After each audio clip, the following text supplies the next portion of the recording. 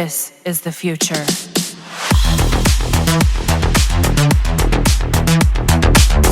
Hello everyone and welcome back to another Warframe video. So can you still recall the teaser of Stalker mode that Digital Extremes showcased during TennoCon 2017? For those who might be new to Warframe, there was a distinctive gameplay variant informally referred to as Stalker mode, which was initially revealed at TennoCon in 2017. This proof of concept allowed players to assume the role of the typically AI-controlled Stalker instead. Because of the unique characteristics of the Stalker, several standard gameplay mechanics and norms were slightly modified or adapted, and some features were unique to the original presentation as it operated through a specific developer build client and account. They have changed a lot of aspects, but the demo showed that it's possible to have a game mode that players can play as the Stalker. The teased game mode received mixed reactions from the community. Some would say that the feature will be awesome as it will give a perspective to one of the most interesting antagonists in the game. Playing as the Stalker excites some of the Warframe players, but some players don't like the disruptive gameplay of the Stalker mode. The Stalker spawns and will troll players, so some believed it's a horrible feature that shouldn't be implemented in the game. Instead of the Stalker mode, what we got right now is to play as the Stalker in the Duviri circuit, but the only problem though is that the Stalker that we have in the circuit is not as good as the Stalker that was constantly fucking us up back when we were newbies in the game. Before the Duviri content reveal, players were already anticipating a Stalker Warframe, and the Stalker in Duviri circuit is what we got. Not close to the Stalker that players were dreaming of back then in TennoCon 2017.